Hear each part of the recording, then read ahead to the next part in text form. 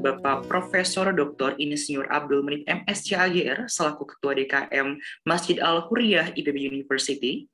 Saya juga ucapkan selamat datang kepada Bapak Dr. Sony Trison SHUT MSI selaku moderator pada malam hari ini. Saya juga ucapkan selamat datang kepada yang kami hormati, Ibu Profesor Dr. Insinyur Triwiji Nurani MSI, yang menjadi narasumber pada kajian karunia pada malam hari ini. Selamat datang Bapak dan Ibu sekalian. Perkenalkan, saya Fahrian Aif, saya dari pengurus kajian harian Al-Huriyah. Perkenankan saya untuk menjadi pembawa acara pada kajian karunia pada malam hari ini. Hadirin yang dirahmati Allah, Masjid Al-Huriyah IPB bekerja sama dengan Ikatan Cendekiawan Muslim Indonesia, organisasi wilayah khusus Bogor, menyajikan untayan hikmah dan pelajaran tentang fenomena kekuasaan Allah dalam tajuk kajian kauniyah. Dan untuk tema pada malam hari ini adalah memahami alam dalam perspektif sistem. Oke, langsung saja untuk memulai acara kajian pada malam hari ini, marilah kita buka dengan membaca basmalah bersama-sama. Bismillahirrahmanirrahim.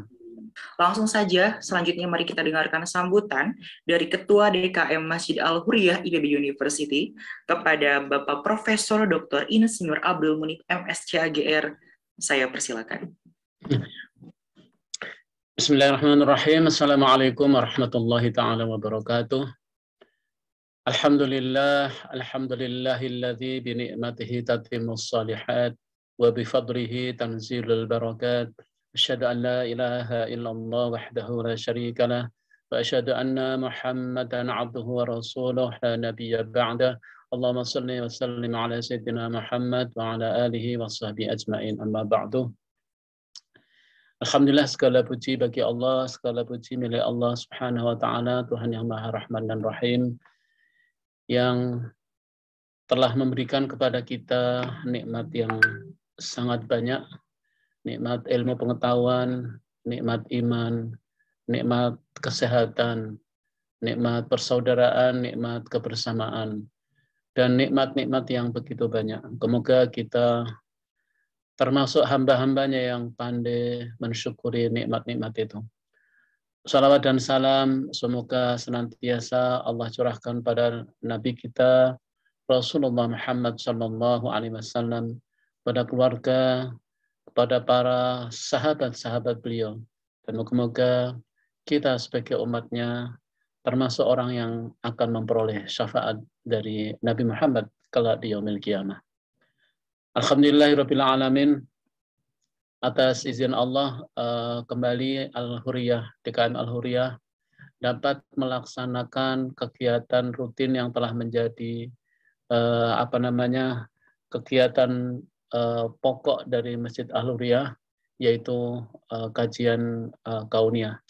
Alhamdulillah, masuk tahun yang keempat dari kajian kauniyah ini, kita bersyukur pada malam hari ini, insya Allah kita semua akan mendapatkan hikmah yang luar biasa Allah yang akan disampaikan kepada kita oleh Profesor Dr. Ibu Triwiji Nurani. Terima kasih Ibu Triwiji yang berkenan untuk dapat hadir di dalam kegiatan kajian kauniyah ini. Alhamdulillah, insya Allah kajian kauniyah ini adalah merupakan kajian yang akan terus kita adakan, dan alhamdulillah bahwa IPB senantiasa akan menghadirkan kegiatan-kegiatan seperti ini untuk memberikan kepada sivitas akademika bahwa ilmu pengetahuan tidak hanya sekedar sebagai sarana bagi kehidupan di dunia, kehidupan di alam dunia ini, tapi insya Allah bahwa ilmu pengetahuan menjadi sarana untuk lebih ma'rifat kepada Allah, menjadi sarana untuk lebih mendekatkan diri kepada Allah Subhanahu wa taala, bahwa ilmu pengetahuan menjadi sarana untuk lebih mengenal siapa diri kita,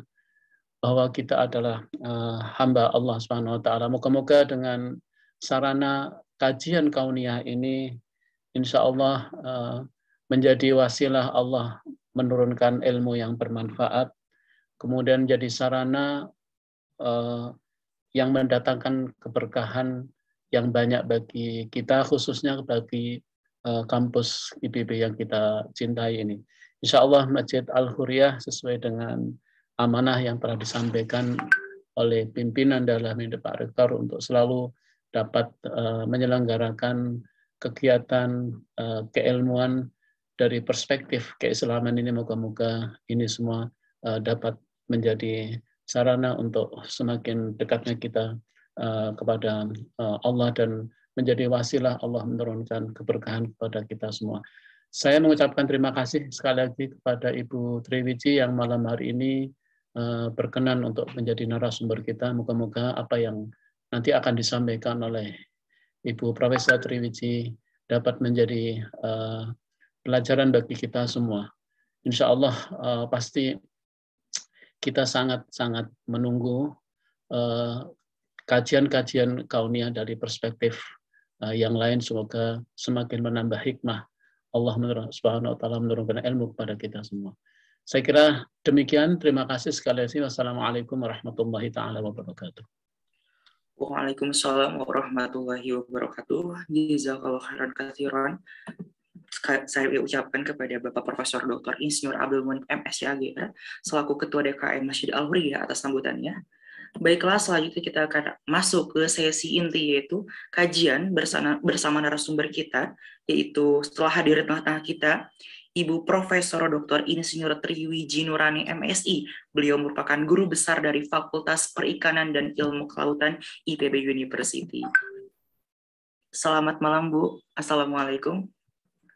Waalaikumsalam warahmatullahi wabarakatuh. Waalaikumsalam warahmatullahi wabarakatuh.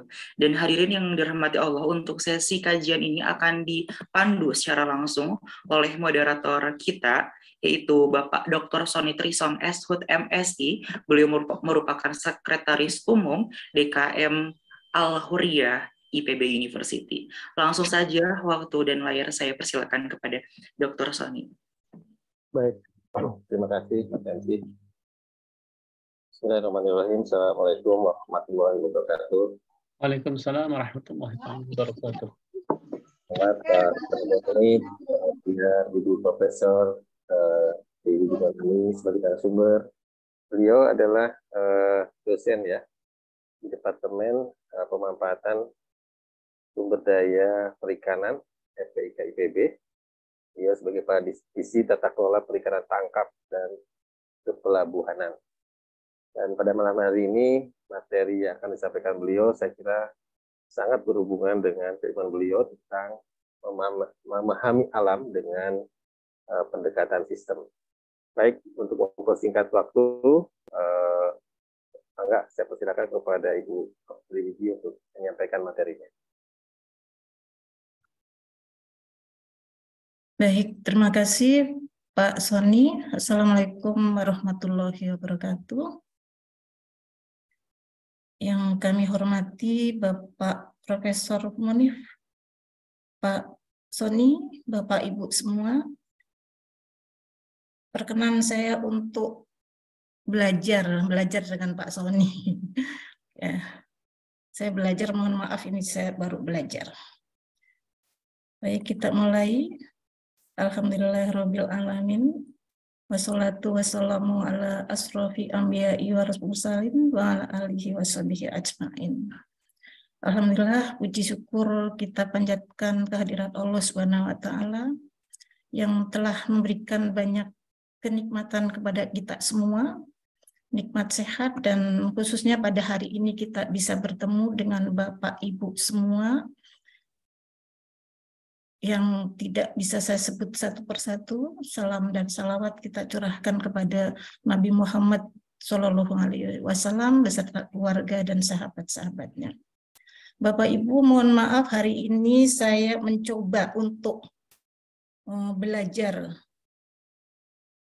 memahami keilmuan yang kebetulan saya di Departemen Pemanfaatan Sumber Daya Perikanan dan fokus keilmuan di situ adalah ilmu sistem yang kita terapkan di bidang perikanan tangkap.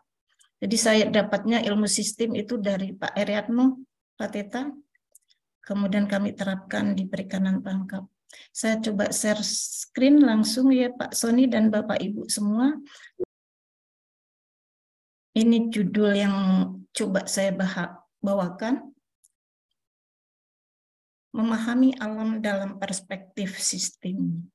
Jadi kalau kita pahami ya bahwa alam itu diciptakan dalam sebuah keteraturan dan alam itu merupakan suatu kesatuan yang terintegrasi di mana di dalamnya itu semua komponen itu ada dan di antara komponen-komponen tadi itu saling berkaitan.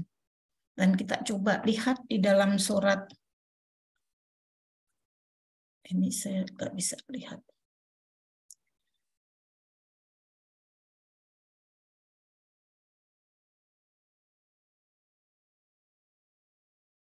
An-Naba ayat 1-16 di mana di dalamnya coba saya bacakan artinya saja. Tentang apakah mereka saling bertanya tentang berita yang besar yang mereka perselisihkan tentang ini, sekali-kali tidak, kelak mereka akan mengetahui, kemudian sekali-kali tidak, kelak mereka akan mengetahui. Bukankah kami telah menjadikan bumi itu sebagai hamparan, dan gunung-gunung sebagai pasak, dan kami jadikan kalian berpasang-pasangan, dan kami jadikan tidur kalian untuk istirahat, dan kami jadikan malam sebagai pakaian, dan kami jadikan siang untuk mencari penghidupan, dan kami bangun di atas kalian 7 buah langit yang kokoh, dan kami jadikan pelita yang amat terang matahari, dan kami turunkan dari awan air yang banyak tercurah, supaya kami tumbuhkan dengan air itu biji-bijian dan tumbuh-tumbuhan dan kebun-kebun yang lebat. Ya. Jadi kalau kita lihat di sini bagaimana keteraturan tadi, ya. Ada siang, malam, kemudian kalau malam sebenarnya kita diperintahkan untuk istirahat, dan kalau siang itu adalah kita untuk mencari penghidupan, dan ini mudah-mudahan kita jangan kebalik-balik, itu adalah keteraturan yang memang sudah dikodratkan demikian. Kalau kemudian kita malam untuk begadang itu sebenarnya nggak sehat ya. Ini. Nah, kita lihat juga di dalam surat An-Naziat ayat 27-33 yang artinya, apakah kalian yang lebih sulit penciptaannya ataukah langit? Allah telah membangunnya, dia meninggikan bangunannya lalu menyempurnakannya, dan dia menjadikan malamnya gelap gulita dan menjadikan siangnya terang benderang, dan bumi sesudah itu dihamparkannya. Ia memancarkan darinya mata airnya dan menumbuhkan tumbuh-tumbuhannya, dan gunung-gunung dipancarkannya dengan teguh. Semua itu untuk kesenangan kalian dan untuk binatang-binatang ternakmu. Ya. Jadi di sini memang tadi di alam tadi ada berbagai, ya, ada berbagai makhluk hidup, tumbuhan, hewan, kemudian juga bukan makhluk di sini hal yang terkait dengan tanah, kemudian juga batu-batuan dan lain sebagainya, dan itu ada dalam sebuah keteraturan. Dan khusus nanti untuk bidang saya di sini laut, kita laut ini juga ada di dalam surat An-Nahl ayat 14. Saya coba bacakan. A'udzubillahi minasyaitonirrajim. Bismillahirrahmanirrahim. Wa huwallazi sakharal bahra litakulu minhu lahman tariyaw wa tastakhriju minhu hilyatan talbasunaha wa tarul fulka wa ma khira fihi walitabtahu min fadlihi wa la'allakum.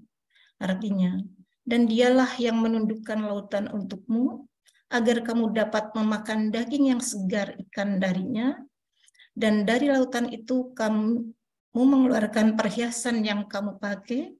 Kamu juga melihat perahu berlayar padanya, dan agar kamu mencari sebagian karunia-Nya, dan agar kamu bersyukur.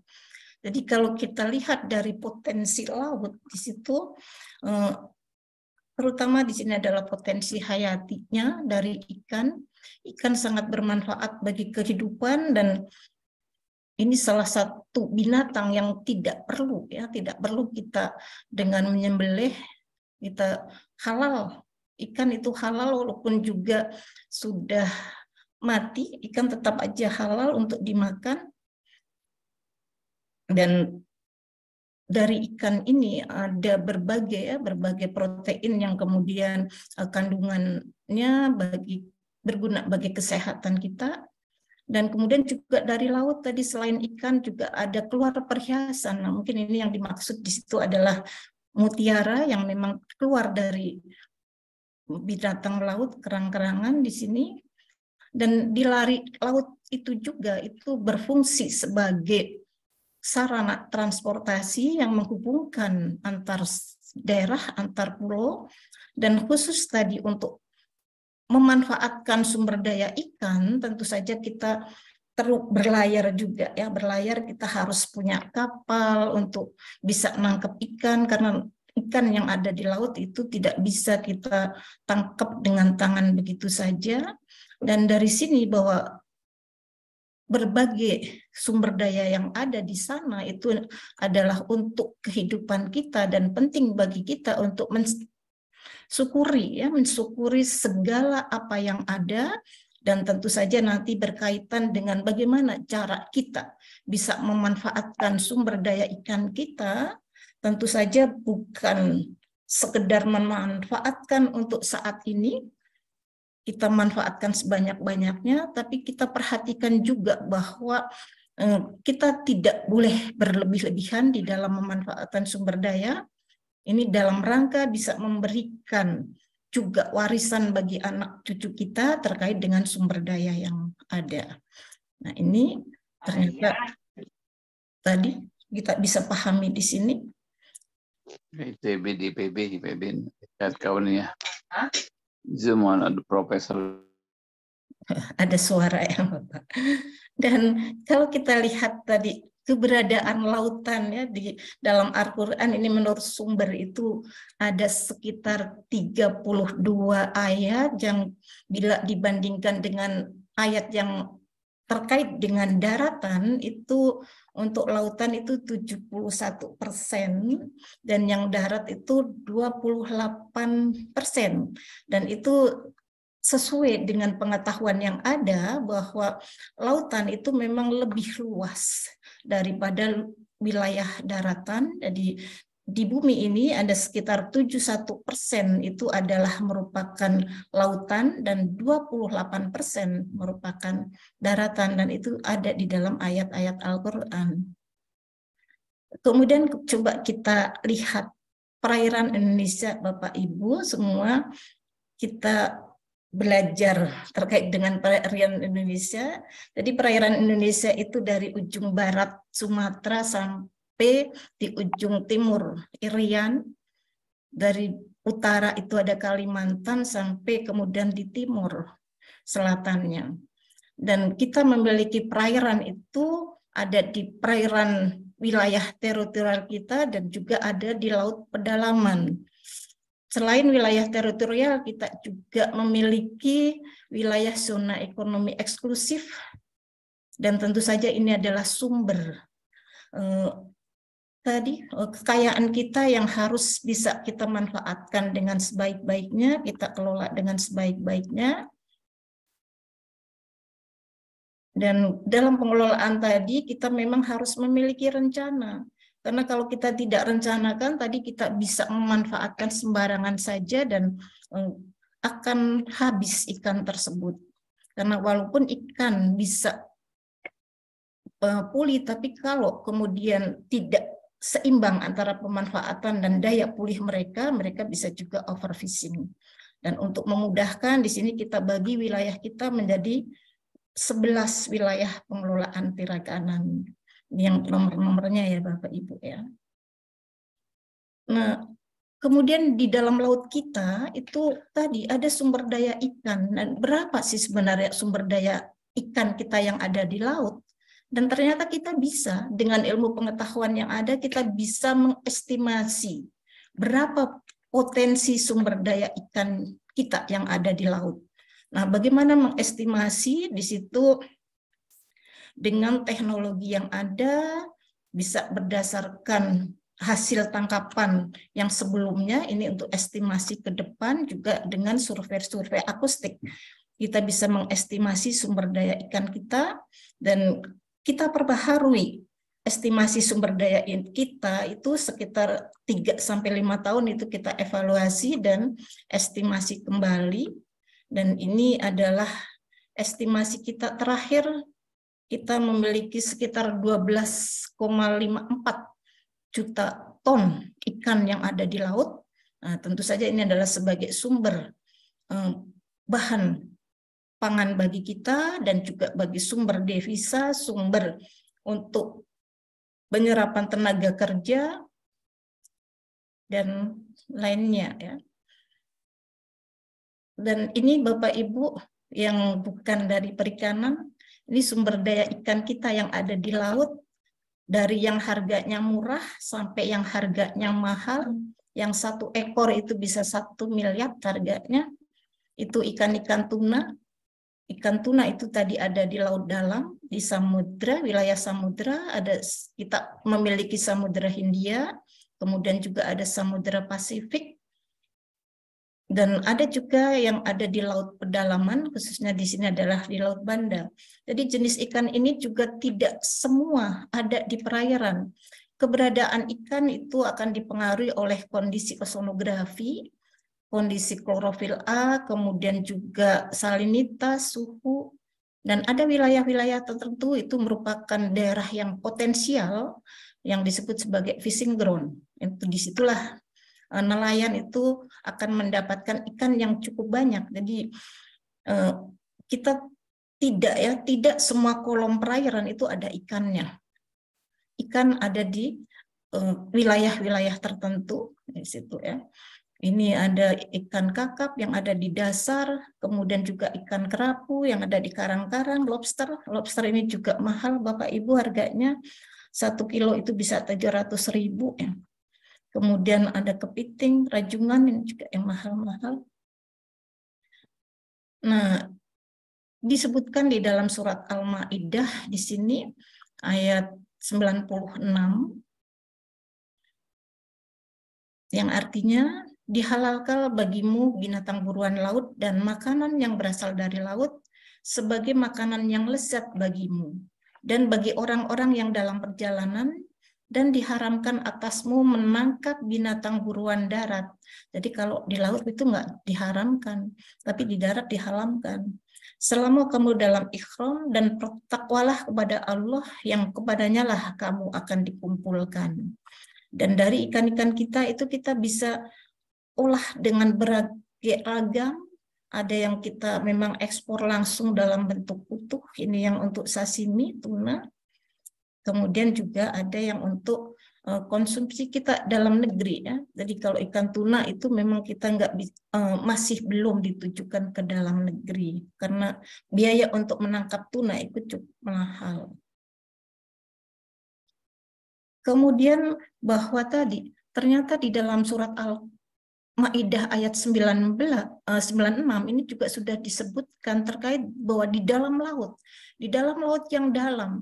Jadi tadi wilayah-wilayah samudra ada relung-relung laut yang dalam, dan ternyata di sana juga ada kehidupan, ada ikan-ikan yang bisa dimanfaatkan, dan itu adalah termasuk ikan-ikan yang nantinya bisa diolah lebih lanjut sebagai bahan kosmetik, obat-obatan, dan ini belum tergali dengan baik ya. Nah, ini disebutkan bahwa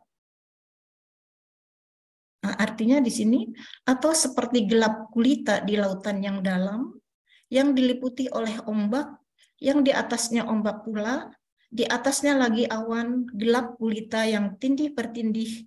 Apabila dia mengeluarkan tangannya, tiadalah dia dapat melihatnya, dan barang siapa yang tidak diberi cahaya petunjuk oleh Allah, tiadalah dia mempunyai cahaya sedikit pun. Jadi di dalam laut tadi lapisan perairan itu juga berlapis-lapis. Ada kemudian perbedaan suhu panas dingin yang kemudian itu akan bisa terjadi pengadukan, upwelling. Itulah yang kemudian juga memberikan kesuburan bagi perairan, dan biasanya di daerah upwelling itu tadi subur dan banyak ikannya. Nah, kalau kita lihat tadi sumber daya yang ada tadi kita sudah manfaatkan dengan cukup baik ya.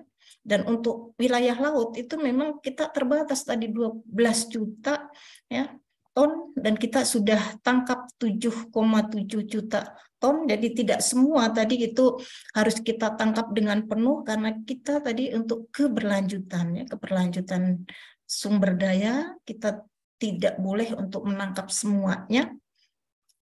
Dan produksi ini tadi adalah sebagai konsumsi ya. Konsumsi kita dalam negeri, kemudian juga untuk ekspor, dan kita memiliki nilai ekspor, nilai dari produksi perikanan yang cukup banyak, itu sekitar 380 triliun, itu adalah dari perikanan, dan perikanan laut itu sekitar 224 triliun. Dan ini kalau kita lihat tadi potensi sumber daya ikan yang kita miliki harusnya bisa juga untuk mencerdaskan ya, mencerdaskan kehidupan penduduk Indonesia. Jadi jangan kemudian kita hanya untuk ekspor, dan yang memang betul di sini ya, yang bagus-bagus untuk ekspor tapi kemudian yang jelek-jelek untuk dalam negeri. Ini yang masih terjadi sekarang ya. Mudah-mudahan ke depan kita memang lebih memfokuskan juga untuk tadi ikan itu bisa dikonsumsi oleh sebagian besar penduduk Indonesia, karena dengan makan ikan dari mulai bayi itu diharapkan dia memiliki kecerdasan yang cukup baik. Dan berapa sih jumlah kebutuhan? Ini kebutuhannya itu sekitar 15 juta ton di situ per tahun. Dan tentu saja kita penuhi dari ikan yang ada di laut dan juga ikan yang ada dari perairan darat. Nah, untuk memanfaatkan ikan-ikan tadi, kita ada di sini adalah basis-basis pusat-pusat kegiatan penangkapan ikan yang ada di pelabuhan perikanan. Dan pelabuhan perikanan ini sudah tersebar dan penuh sekali itu di Pulau Jawa ya, dan masih jarang di wilayah timur. Kita masih punya wilayah perairan di laut tadi sekitar Irian, Maluku, ini yang potensinya cukup banyak dan masih belum tergali dengan baik. Nah, ini potensi kita ke depan. Dan tadi bahasan kita terkait bahwa di alam tadi ada keteraturan, dan tentu saja di sini kalau kita mau memanfaatkan sumber daya perikanan kita harus juga mencontoh ya, mencontoh keteraturan yang ada di alam. Untuk bisa mencontoh tadi keteraturan, kemudian terintegrasinya apa yang ada di alam tadi, kita coba pahami bagaimana kita bisa memanfaatkan sumber daya perikanan kita untuk keberlanjutan tadi. Nah, di sini kita pahami di dalam perikanan itu adalah sebuah sistem. Jadi kita harus bisa memahami perikanan tadi dalam satu kesatuan yang utuh.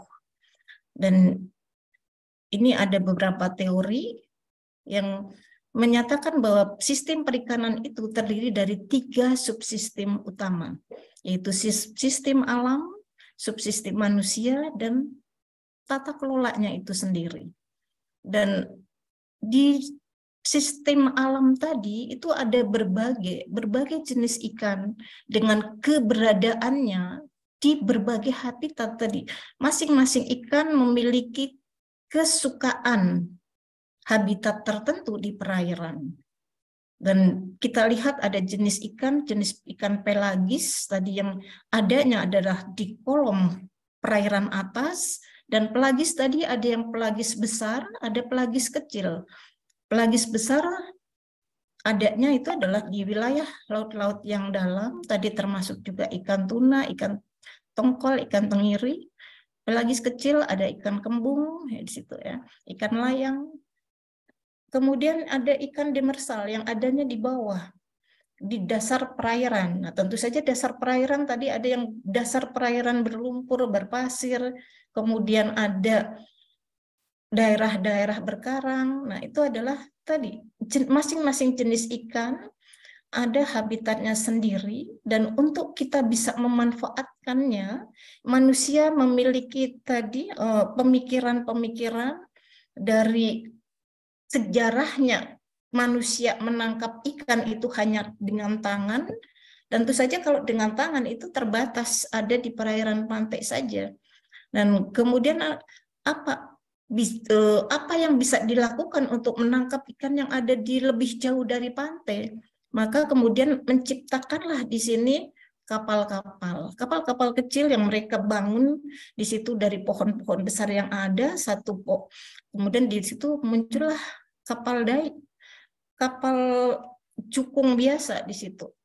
Nah, ternyata dengan kapal jukung dayak jangkaunya itu juga nggak terlalu jauh. Nah, kemudian berkembanglah teknologi terkait dengan teknologi penangkapan ikan ini, kapal-kapal yang lebih besar. Dan untuk menangkap ikan jenis tertentu tadi itu menggunakan peralatan yang berbeda sesuai dengan tingkah laku karakteristik dari ikan yang ada.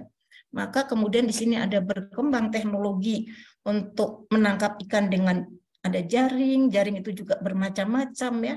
Ada gillnet, ada pursin, kemudian juga ada troll. Kemudian ada yang menggunakan alat pancing. Alat pancing itu juga tidak menangkap dengan satu-satu. Pancing tadi dirangkai banyak, kemudian dipasang di lautan berkilo-kilo. Ini yang disebut sebagai long line. Nanti long line ada rawe dasar juga ada ya. Nah, ini berkembanglah ilmu pengetahuan tadi untuk bisa memanfaatkan sumber daya yang ada. Nah, tentu saja tadi bahwa sumber daya yang ada di laut di situ kita harus bisa memanfaatkannya secara berkelanjutan. Makanya di sini kemudian penting untuk kita bisa mengelola ya manajemennya, mengelola tadi mulai dari perencanaan di situ ya. Perencanaan apa yang kemudian berapa tadi? Perencanaan itu mencakup berapa sih sebenarnya ikan yang ada di laut tadi. Dengan ikan yang ada di laut tadi, berapa kemudian kapal yang boleh diizinkan? Nah, ini tentu saja kalau di Indonesia ini adalah peran dari pemerintah, peran untuk yang memiliki kewenangan untuk mengelola sumber daya ikan yang ada. Nah, dari sini tadi tentu saja ikan tadi itu tidak berhenti di sini. Bagaimana kemudian setelah ditangkap tadi, kemudian kita bisa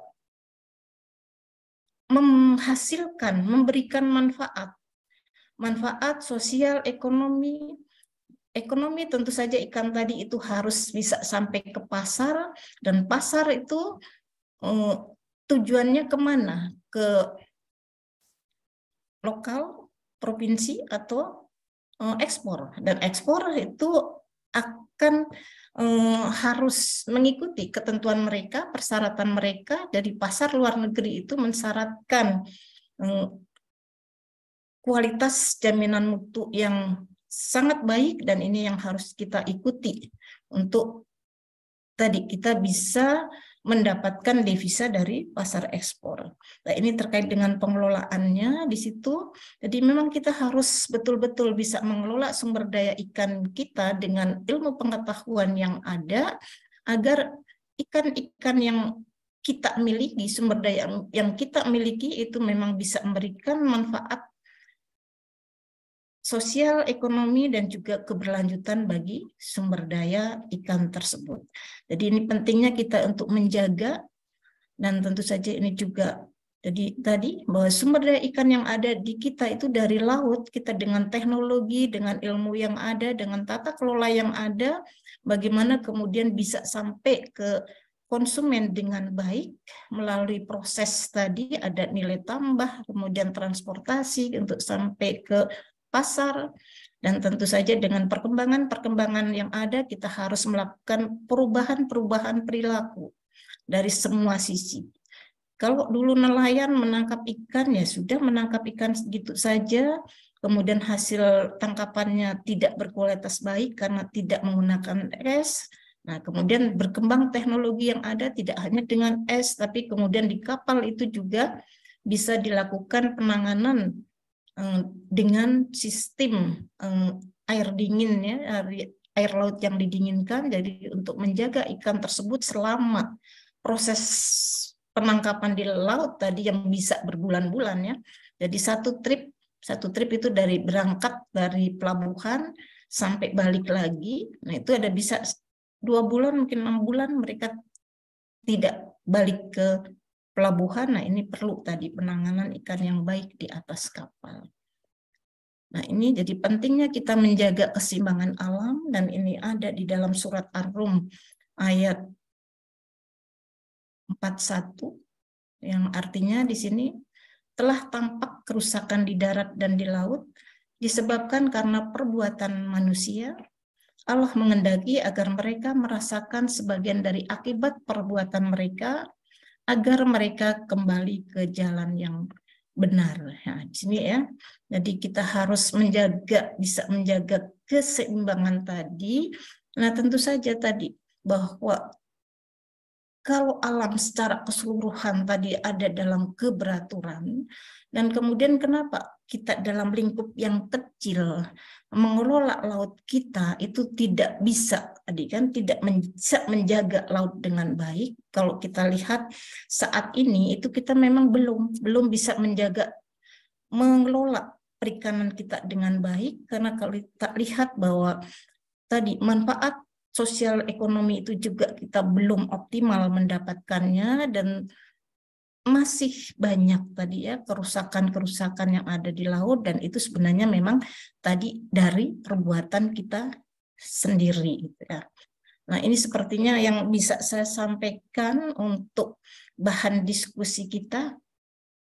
Nanti boleh kita bisa banyak diskusi. Terima kasih banyak Pak Sony.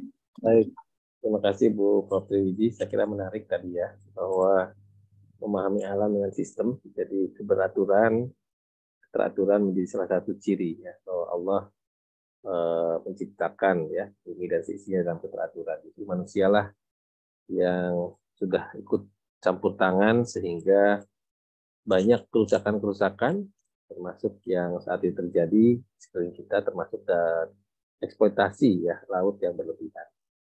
Baik Bapak Ibu, yang saya sampaikan di chat, kita saatnya diskusi. 5 penanya pertama akan diberikan hadiah belanja gratis online nih Bu Triwidi. Nanti termasuk pembicara juga nanti dapat ya. Kami persilahkan kepada teman-teman audiens yang hadir. Kami persilahkan. Raise hand langsung.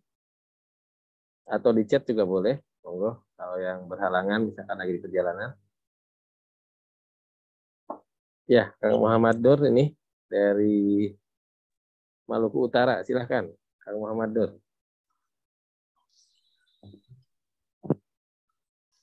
Baik, terima kasih Pak Dr. Sony.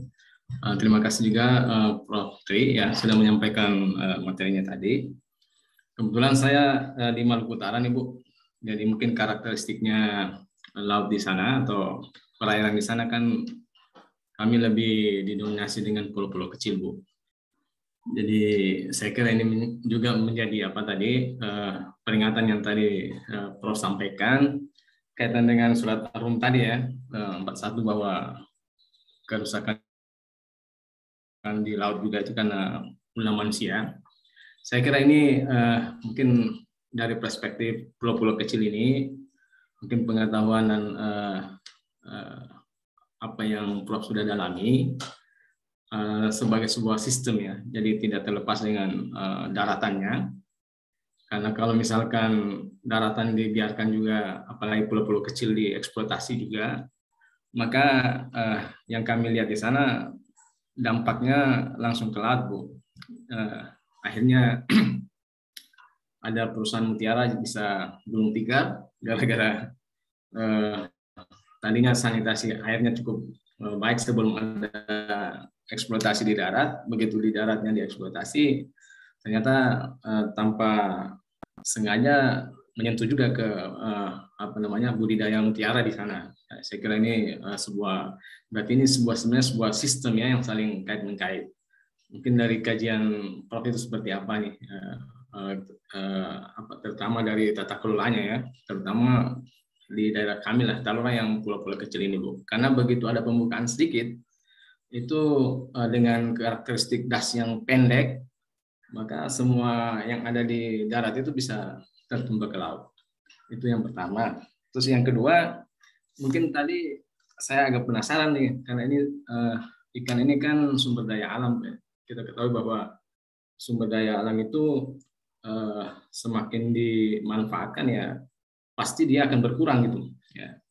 Tapi tadi di data yang Ibu sajikan dari tahun 1997 sampai 2017 kan trennya naik terus tuh.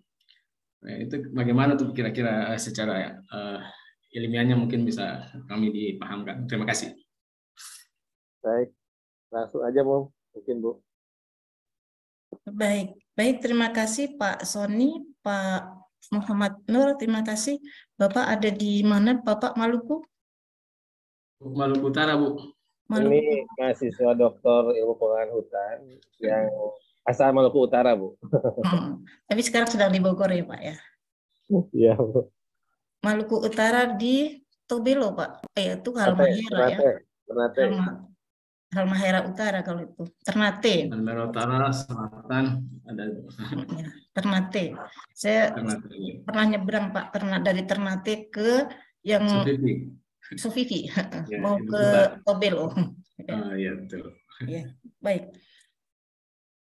Baik, Bapak. Jadi ini memang ada kaitannya ya terkait dengan keseimbangan tadi ya, Bapak ya. Memang kita harus melihat keseimbangan yang ada di darat dan juga ada di laut. Ini misalnya contohnya terkait dengan udang ya Pak ya. Kalau udang itu kan kehidupannya itu memang ada di laut, juga ada pada saat kecil dia akan masuk ke wilayah daratan, khususnya di sini adalah di hutan mangrove.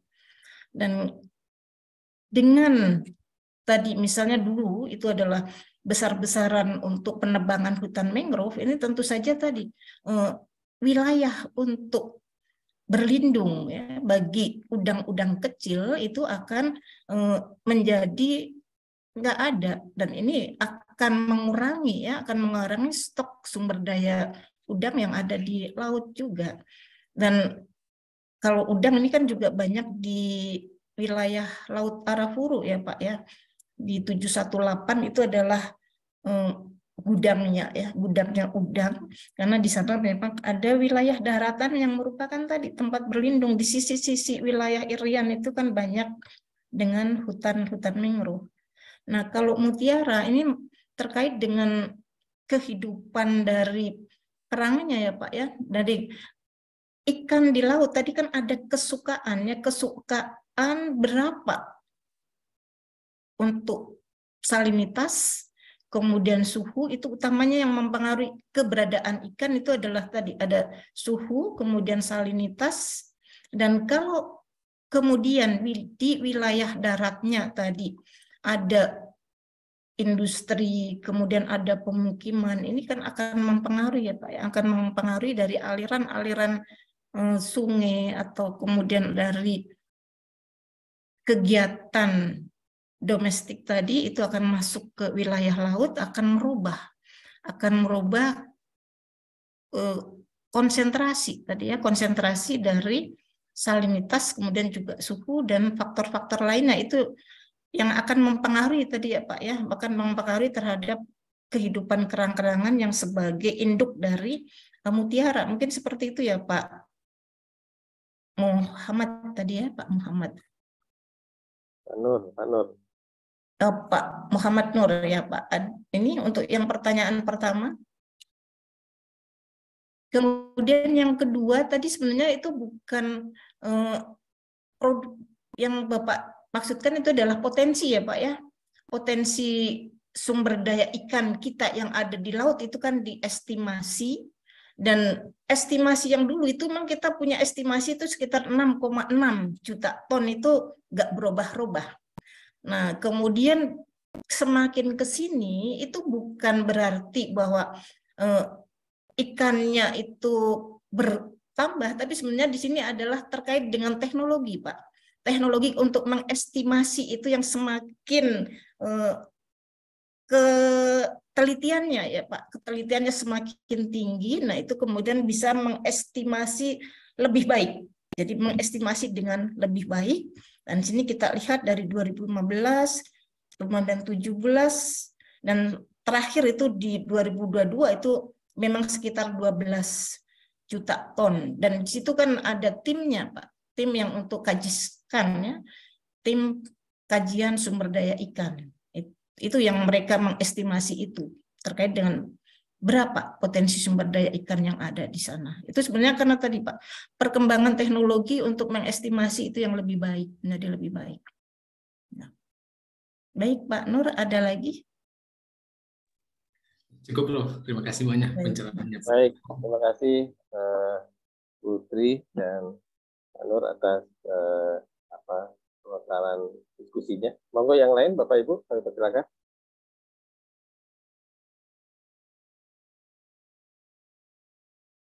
Baik, sambil nunggu mungkin Bu Tri, kaitannya tadi dengan sistem ya, ketika ada proses eksploitasi berlebihan katakanlah ya terhadap sumber daya ikan ini, sebenarnya proses recovery-nya itu seperti apa sih, berapa lama gitu ya? Kalau kami kan di kehutanan ya Pak Nur ya, sekian tahun misalkan ya, reklamasi. Nah ini kalau di perikanan gimana nih Bu? Cara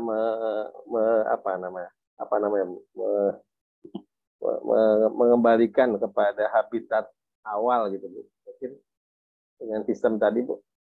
Baik. Jadi untuk tadi memanfaatkan sumber daya yang kita miliki itu memang prinsipnya itu adalah keseimbangannya Pak ya, keseimbangan manfaat sosial ekonomi. Jadi sumber daya yang ada di alam tadi ya memang harus kita manfaatkan.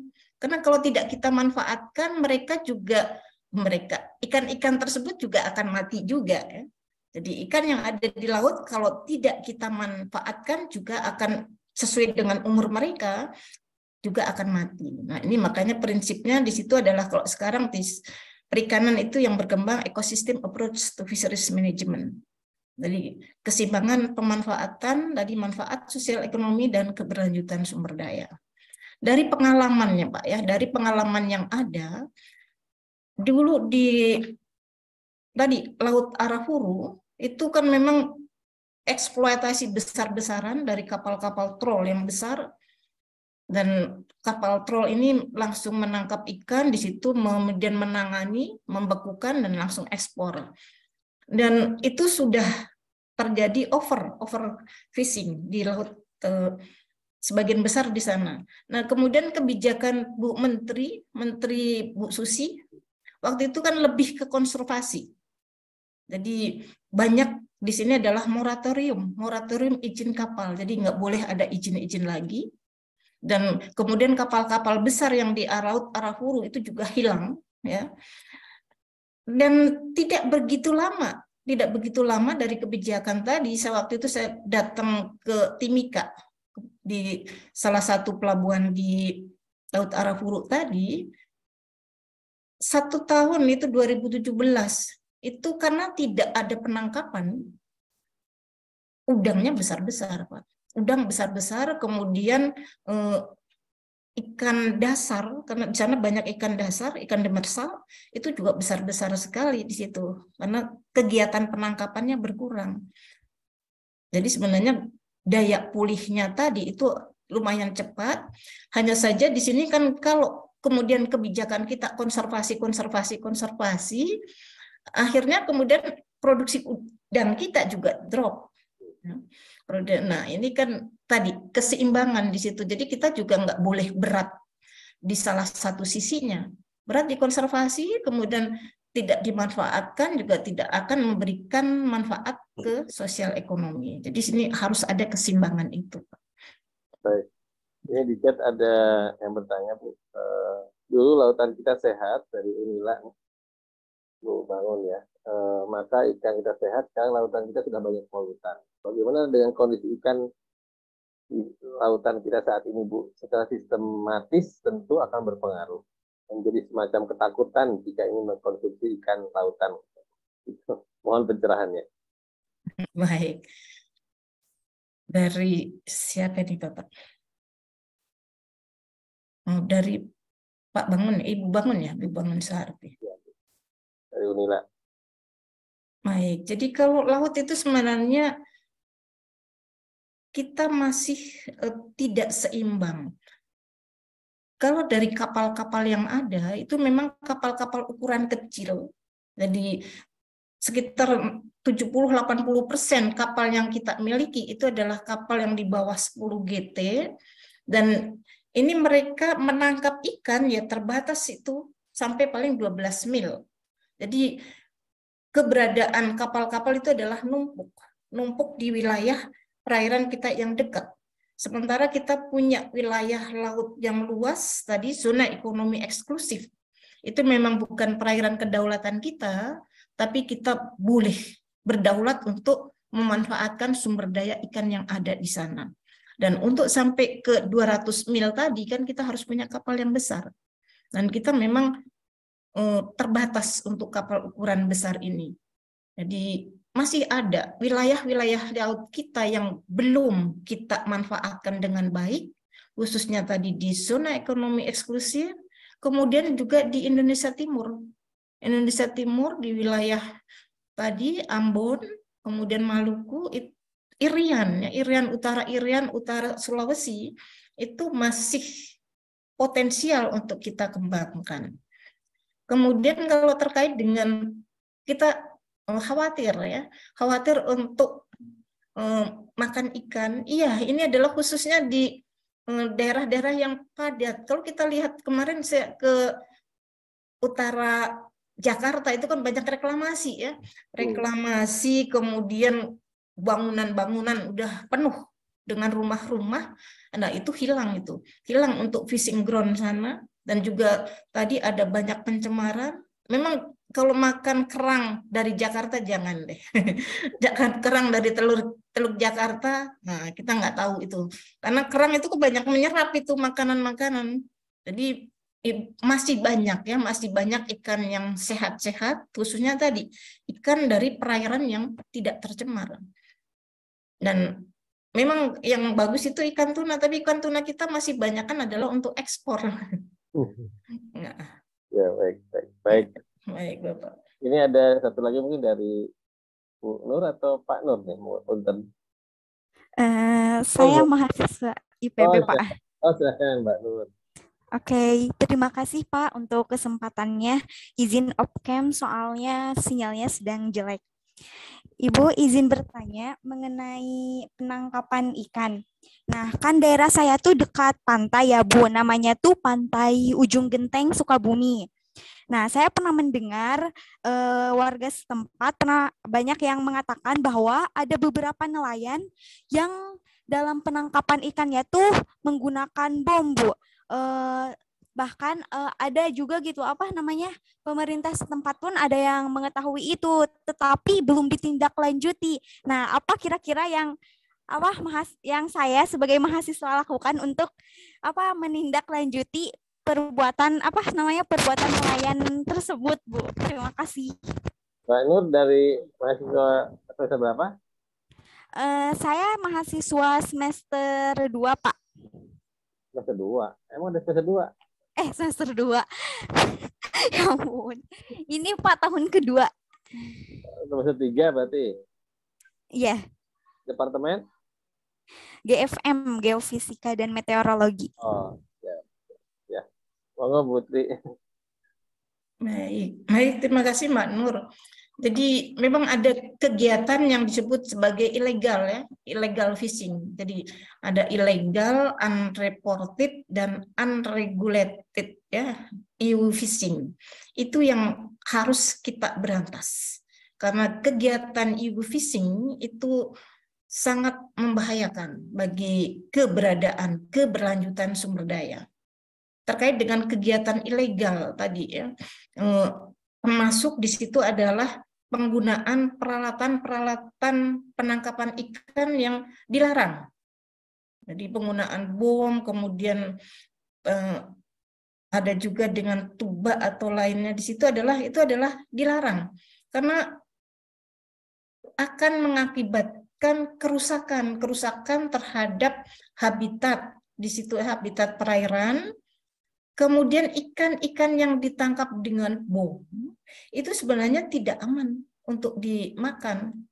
Memang nelayan tadi kan inginnya mudah, dengan bom, kemudian ikan langsung naik ke atas itu tinggal mengambil ya. Tapi kalau ini dibiarkan, tadi kan ikan-ikan juga dari yang kecil ini juga ikut mati di situ. Dan keberlanjutan ke depan itu juga menjadi terkendala. Jadi Mbak Nur, ini adalah termasuk kegiatan perikanan yang dilarang. Dan harusnya pemerintah khususnya adalah Dinas Perikanan setempat yang memberikan sosialisasi penyuluhan untuk nelayan itu menangkap sesuai dengan aturan-peraturan yang ada. Jadi kalau Mbak Nur itu dekat dengan masyarakat, ya sampaikan saja, Pak, alat untuk menangkap ikan kan banyak ya Pak ya. Di Pelabuhan Ratu itu kan banyak macam-macamnya. Kenapa Bapak nggak menggunakan alat tangkap itu Pak? Kalau Bapak menggunakan ini, nanti kan ikannya juga nggak aman untuk dimakan. Kemudian yang kecil-kecil itu juga ikut mati. Nanti kemudian sumber daya tadi itu semakin sedikit, ke depan Bapak juga nggak dapat ikan gitu ya. Mungkin seperti itu ya Mbak Nur ya. Mbak Nur, halo Mbak Nur. Baik, terima kasih Ibu buat penjelasannya. Ya, baik. Ini ada satu lagi di chat, Bu. Dari Bu Mami nih. Dari penjelasan tadi diketahui potensi laut kita luar biasa. Namun masyarakat kita belum mampu untuk membeli ikan karena hasil laut terlalu mahal. Kira-kira apa yang bisa dilakukan agar hasil laut ini bisa terjangkau masyarakat luas? Bisa murah kira-kira gitu. Sebenarnya di mana masalahnya sih Bu kalau lihat dari 3 sistem tadi? Baik, jadi dari tadi Pak, karakteristik ikan, kemudian cara menangkapnya, itu akan terkait dengan biaya operasinya. Jadi kalau untuk konsumsi dalam negeri, ini memang ada ikan yang dalam jumlah banyak, jadi kalau ikan di laut itu bergerombol banyak. Nah, ini bisa menangkap dengan alat yang langsung tadi ya, menangkap gerombolan tadi dan tertangkap dalam jumlah banyak. Ini adalah seperti pursin ya.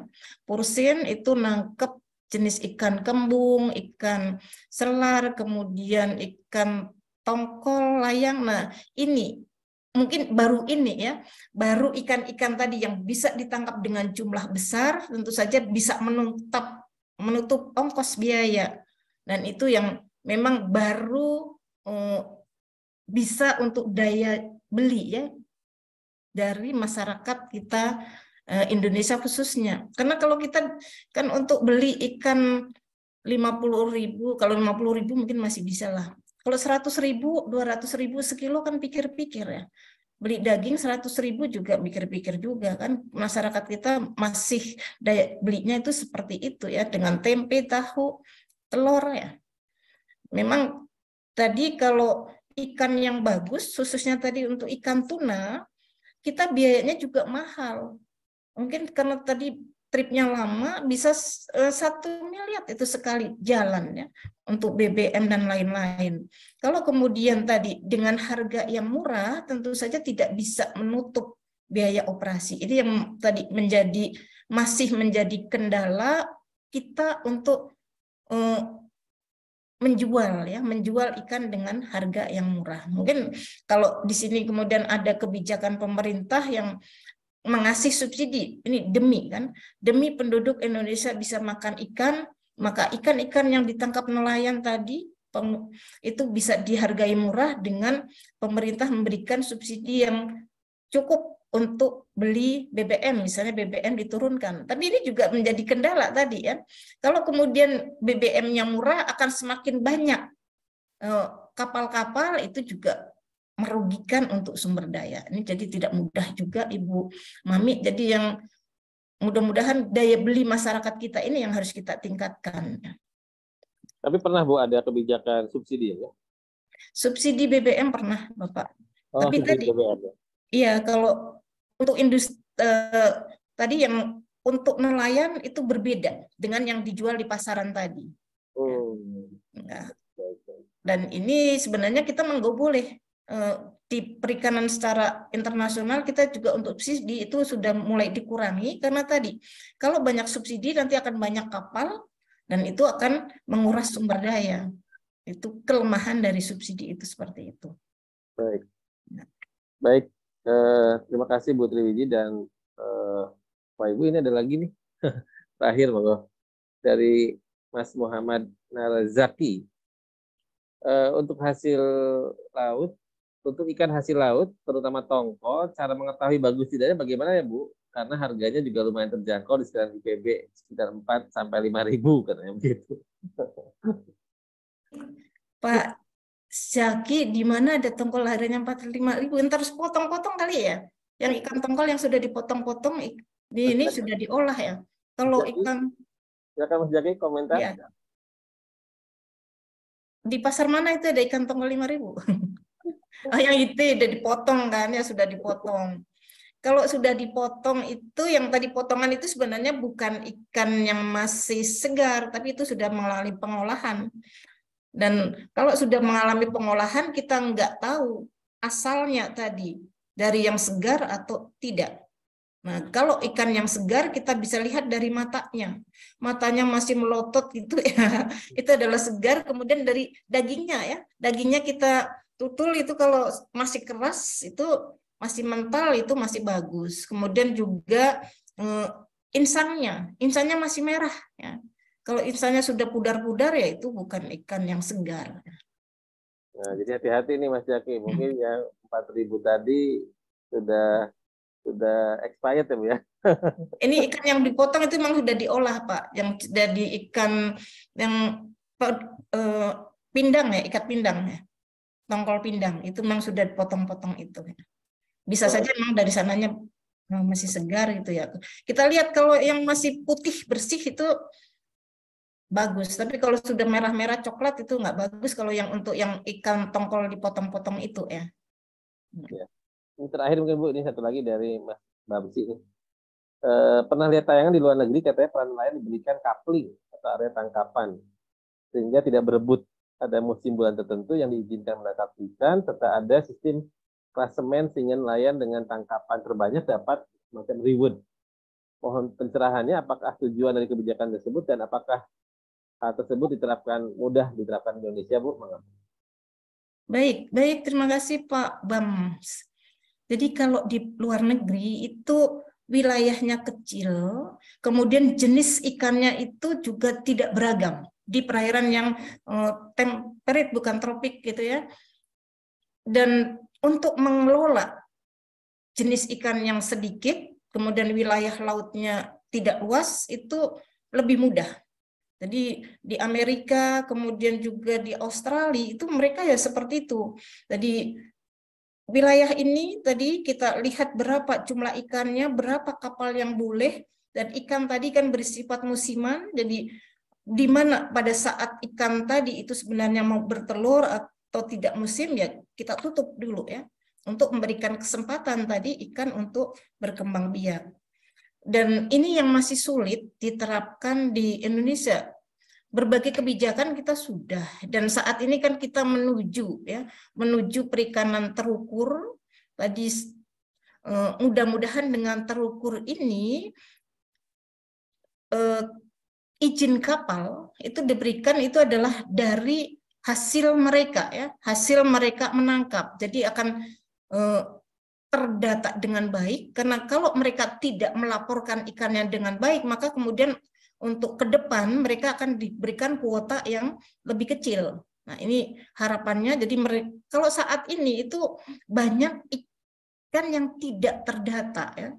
Jadi kita nggak tahu ini sebenarnya yang kita tangkap itu sudah banyak, ya, tapi yang tercatat itu sedikit. Dan ini kan kemudian sulit bagi kita untuk ini harusnya nambah kapal atau enggak, ya. Jadi yang bagus itu adalah seperti tadi ya Pak, yang ada di luar negeri, dan kita sedang mencontoh di situ, ya.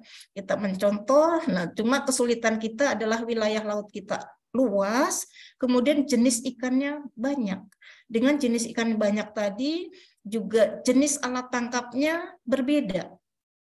Ini pengaturannya itu yang kemudian lumayan sulit. Ya.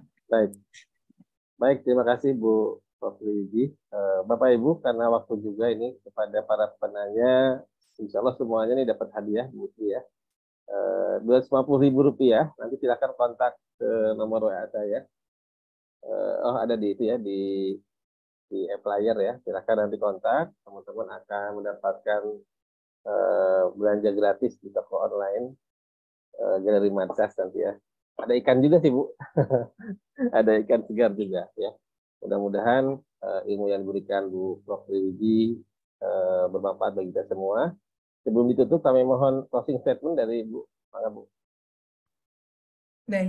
Baik, terima kasih banyak Pak Sony, kemudian Pak Munif, dan Bapak Ibu semua.